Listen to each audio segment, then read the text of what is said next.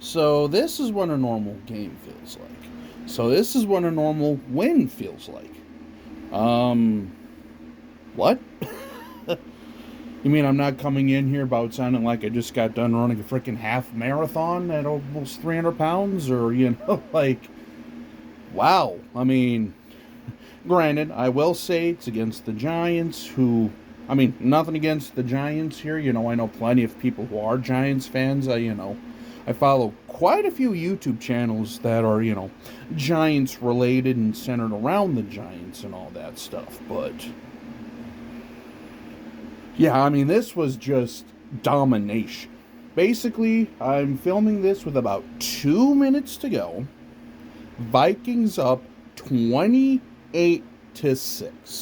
That's right, ladies and gentlemen. 28-6. Vikings pretty much just sealed the game and all that stuff. And what actually turned out to be a pretty convincing and pretty smooth win. But of course, in typical Vikings fashion, it never starts out that way. Yeah. Because on the very first drive of the Vikings' day, Sam Darnold checks it down to C.J. Ham, who runs for about 10 yards and then gets the ball knocked out of his hands, leading to a Giants field goal. And then after that, the Vikings offense woke up. Sam Darnold started off 12 for 12, threw for a couple touchdowns. Granted, he did throw an interception at the end, which really wasn't his fault necessarily. His arm got hit and all that stuff as the ball left. I mean, Dexter Lawrence, Kayvon Thibodeau. Did I mention they'd have issues? But honestly, though, at the beginning, I was about ready to scream, yell, and throw Ed Ingram out the window because, well, that C.J. Ham fumble and him getting, Sam Darnold smoked on the first drive of the game. But then after that, he stepped up. That's right, ladies and gentlemen. After that, the offensive line actually stood up, stood out, and did the damn thing today, giving Darnold a lot of time for the most part. I mean, he really didn't feel pressure. There really wasn't a whole lot of stress. There really wasn't a whole lot of, oh my God, I'm going to get killed back here, which is nice to see because, again, same thing when Kurt came here and stuff like that. Same thing under the Kevin O'Connell scheme once Kurt got here, like after all that stuff. He looked comfortable. He looked like a quarterback going through his reads. There was always a check down within about 5 yards away from Darnold that he could throw it to. And, yeah, sure enough, he didn't force anything. And then when he had a couple chunk plays available there, I mean, that throw to Justin Jefferson was mwah. Threw about a 40-yard go route. Got behind the DB and laid it right in the breadbasket. And also, welcome to the league, Jalen Naylor. That's right, ladies and gentlemen.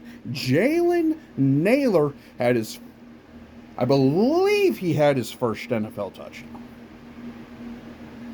I mean, I know he's caught a few balls in the past, but I couldn't remember if this is his first or second NFL touchdown. But yeah, anyway, this was really his first big chunk of game action, and he caught a touchdown from Sam Darnold for the second score of the game. But holy Flores defense, Batman. That's right. Holy Flores defense, Batman. I mean, they were all over Daniel Jones. Multiple sacks, multiple interceptions, thanks to both Harrison Smith, and a pick six from Rock Valley, Iowa's own Andrew Van Ginkel. Which I bet Daniel Jones has nightmares about the guy, because if I remember right, in 2023, Andrew Van Ginkel sacked him, and that is what basically aggravated his neck stinger that, well, knocked him out for the rest of the year. And then he literally, Daniel Jones going for a screen pass, throws it right to Van Ginkel, who manages to corral the ball, loop it in, running it. And then on the next drive down the field, Daniel Jones looked good. I mean, he did connect with Malik Neighbors a couple times. Wan'Dale Robinson looked pretty good. Devin Singletary looked pretty good. But they were driving, a little bit by a little bit. And then he gets down towards the red zone. On fourth down, throws it into basically quadruple coverage at this point. and Harrison Smith baits him and picks it off. And, yeah, Riker looked really good. The offense looked good. The line looked good. Both lines looked good. And I'd say that's how you start off a year, boys. You know, that's how you start off a season right there.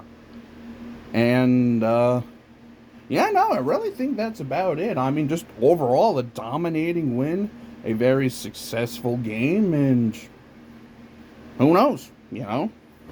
Granted, I will say this is against the Giants, who haven't had the greatest defense in the world, but I mean, that front seven, though, is still pretty damn nasty. I mean, Kayvon Thibodeau, Brian Burns, and Dexter Lawrence alone can cause problems with even the best offensive lines. So, hats off to them for fighting there, but Vikings did what they needed to do. Come out, have a convincing win, because next week is where the real fun begins. San Francisco 49ers for the home opener. Yeah, that's going to be interesting to watch. So, but yeah, I mean, all in all, success. Well, I'm going to go celebrate this win with a couple beers and watch some more football for the rest of the day. Like I said, we got some pretty good games coming on after this, including Browns and Cowboys, which should actually be a pretty good game. And then, of course, tonight's game is the Lions and the Rams. And then, of course, Monday night being Jets 49ers. But yeah. So, with all of that being said, I'll go ahead and wrap it up, and we will talk at you guys later.